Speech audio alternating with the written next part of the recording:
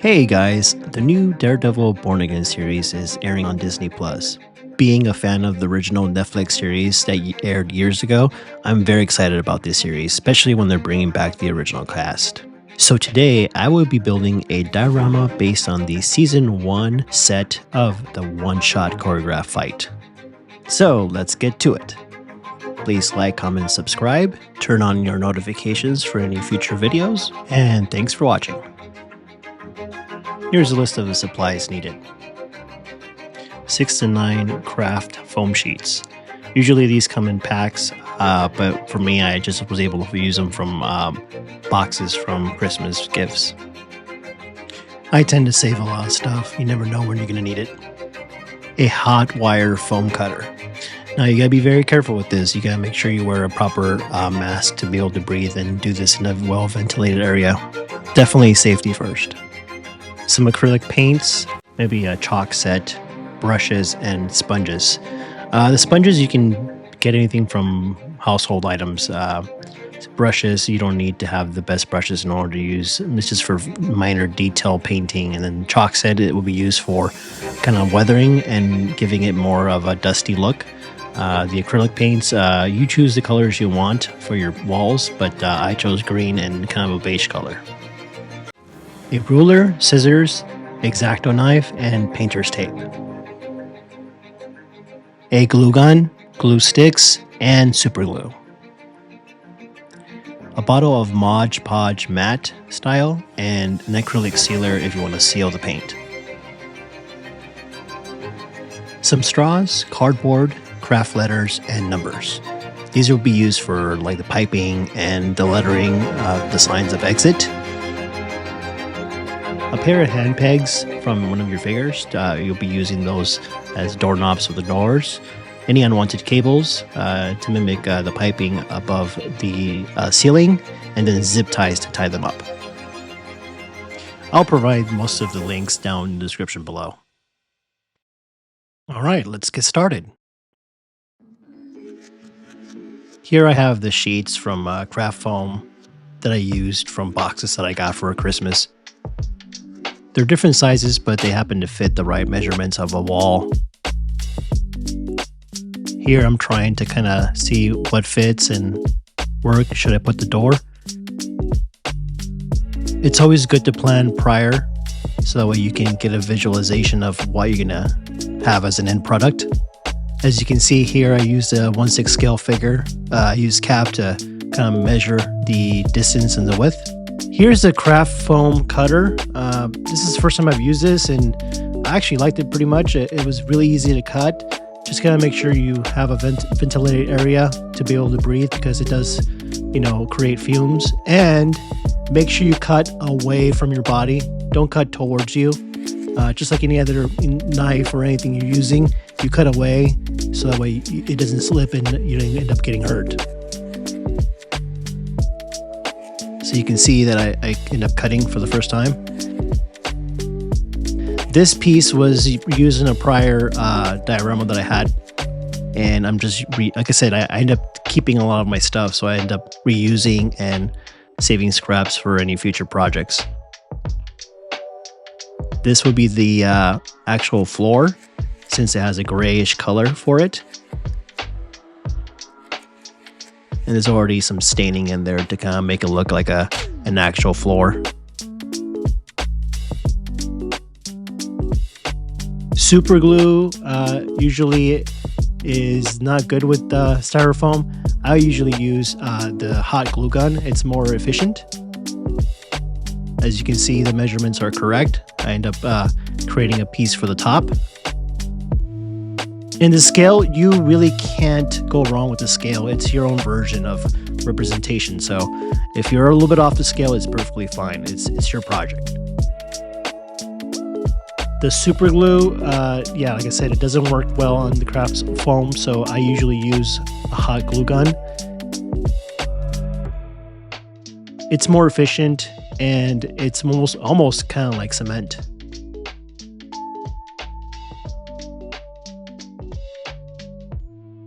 I do occasionally tend to put some on the sides to kind of hold that very well. And you don't need to put a lot, just a one quick stripe of it. You should be plenty to hold it. You do have to press firmly to make sure it dries really quick and then it holds really well. See, now I got the first part of the wall. That's one side. I did the opposite on the other side due to the fact that you don't want the doors facing each other. You want opposites. Here I'm creating a barrier for a bracket for the top. I use this to kind of give it a texture on the wall. There's a sponge right there. And it worked, but you have to do multiple layers. So if you do not want to do this, you can totally skip this. The paint should work as well to give it a texture look, a type of a wall feeling. But I decided using this to kind of give it a little bit more of a texture. Here is the individual wall that's in the middle of the hallway. There's the craft wood that I used. I didn't have the right sizes, so I had to super glue them together to kind of make the size of the door. But you can buy plywood that's the size of it. And I believe the size was about 6 to 8 inches of dimensions. But you can measure your own doors in whichever sizes you want. This is where the super glue really works for it very well.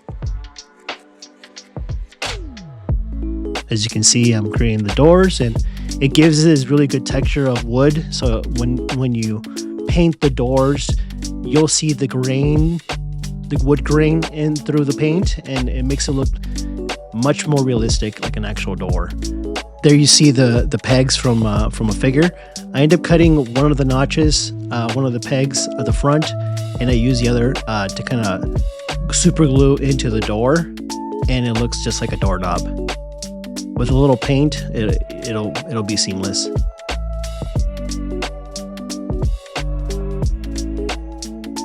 I also decided to use cardboard to use trim for the door to kind of give it dimension. So most doors do have somewhat of a trim around it. So I did end up cutting some pieces of cardboard, super glue them in there, and kind of make it look more realistic, like an actual door.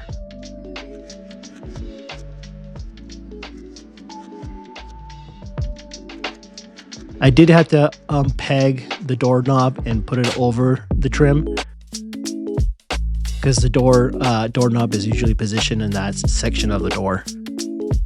So I had to re-glue it in there.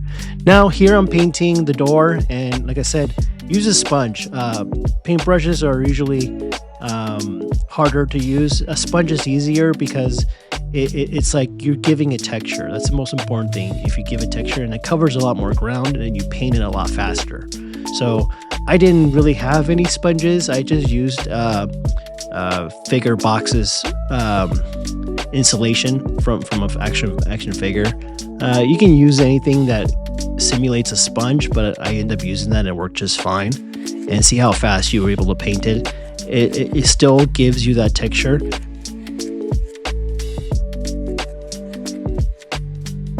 Here I'm scraping some brown chalk into the door to kind of give it a weathered look, and use a sponge to kind of spread it out.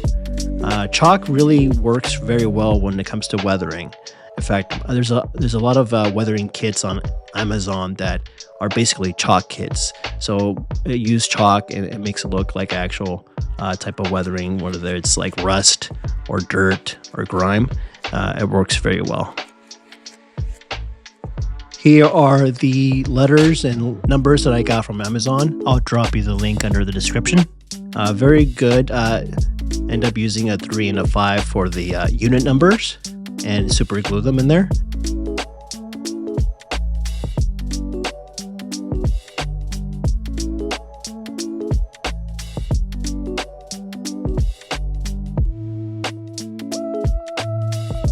There goes the number 3. And as well as painting them with detail, kind of like a silver color along with the doorknob.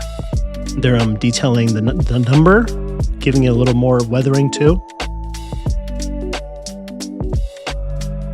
You want to go up and down to simulate rust, whether it's through the door, through the number, or the sides. I have this paint. You can look it online too. It's kind of a rust paint. It's almost like a bright orange color, and it simulates rust. These paints I'm going to use for the wall colors. I will be mixing some paints. I have this base grayish color that I was able to mix with the green color, acrylic color, and it made it look a little more kind of a lighter green.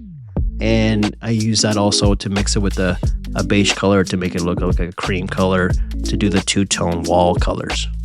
Whoa, that's a lot of colors. There I'm measuring the distance of the split of the two-tone wall. Just putting some tape over it to make sure it gives you this clean line when you're painting. And then what you do is you let it dry one side, then you take off the tape, and then you put the tape again and then paint the other side. There I'm using the sponge and just go nuts. I mean, it's pretty easy. You're just creating some kind of texture, back and forth, dabbing left and right. Again, you want to use a sponge because what you're doing is you're simulating texture, and that's what walls have. They have texture. So when you're doing that, go crazy with the sponge, and there's no right or wrong way. Just spread it around and kind of dab it and give it this texture to kind of simulate an actual wall. I had different size panels, so some of them were thicker than others. So it gave you a certain level of walls, gives it more dimension to the wall, not just a plain straight wall. So it actually ended up working out. So you have an option to do that, but you don't have to. It can be straight, flush wall, or you can have actual dimensions to the side of the wall. As that dries, now I'm gonna go and create the exit sign, and there's no right or wrong way to create the exit sign. I was thinking of doing a light up function, but I did run out of time, so I ended up just painting them bright red to kind of simulate lighting. And the lettering style was a little too classic, so I ended up going with a little bit of modern look. So I ended up having to trim the letters a little bit. Here I'm creating the backing of the exit sign, which is cardboard. Now I'm painting the letters red to kind of simulate an exit sign. Here I'm using straws and a little scrap of that wooden craft wood that I cut to kind of simulate a electrical fuse box.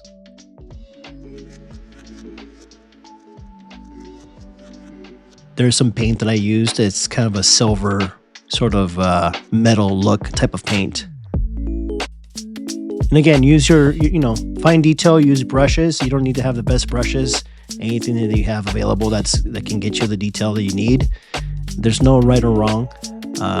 When it comes to painting, that's your own style, whichever way you want to go. Here I'm painting and dabbing the other side of the top of the side of the wall with the beige color. Then I'm using chalk to kind of give it this sort of worn look. Stains and there's moisture and rust. These buildings have pipes on top, so we can simulate. I'll show you how to simulate later how to have dripping water with the hot glue gun. But see right there, you can see all the brown chalk going around, and you just spread it with the sponge and makes it look more realistic. Then you put the door, which is perfectly measured. I found this piece of tube and I attached it to additional straw, and I just painted it metal look, like a silverish, again, to kind of resemble as a pipe for the plumbing that's going from the bottom to the top. And you can find anything in the household that'll kind of help you achieve that.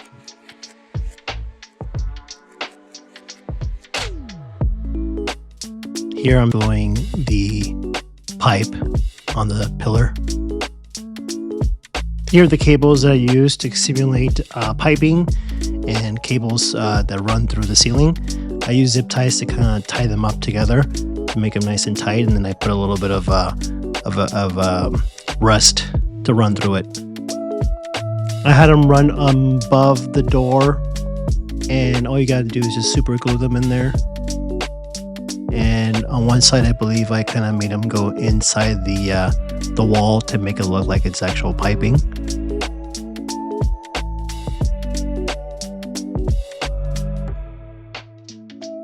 In order to have the door functioning as opening and closing, I just end up just using painter's tape and just put different layers in there to kind of help it swing in and out.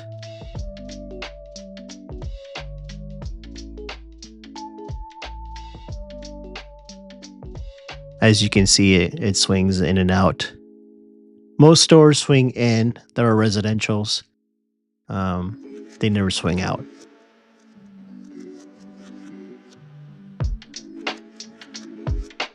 So you can see a little bit of an idea of what it's starting to look like.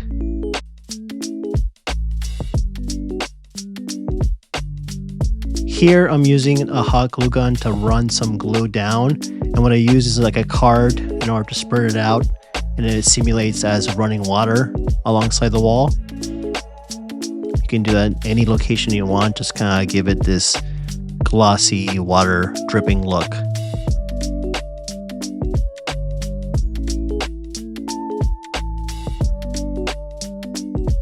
Now, in order to put this away, and I'm not gluing the walls to the floor because you don't want to have something big, lumpy. You won't have much space to put it anywhere to put it away. So I kept it open so that way you can just take it apart and then stack it, because there are walls and you can save a lot more space by doing so. The way I have them standing up is I have these little brackets that were on the back. I did super glue those, and then I have a bracket of styrofoam on top, and I just end up cutting around the wall to hold it in place, sort of like a bracket, so that way it doesn't fall on the top. And I just painted that gray to kind of look like an actual beam that runs through the wall or through the ceiling. That piece is floating separately, but I did put a bracket on the back of it. And after all that, here's the big reveal. Hope you guys love it.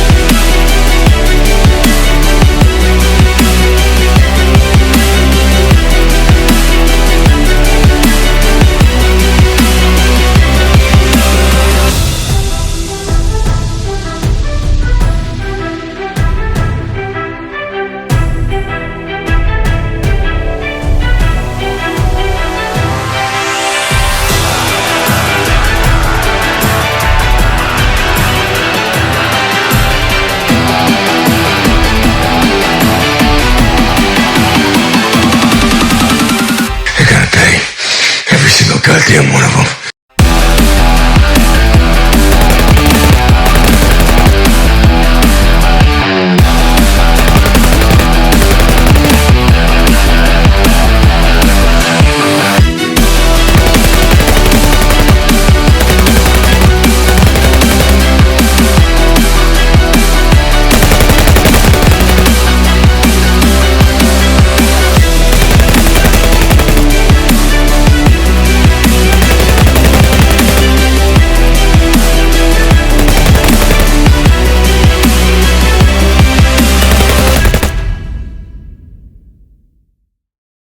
Thanks again for watching. If you'd like to see more, please like, comment, subscribe, and I'll see you next time.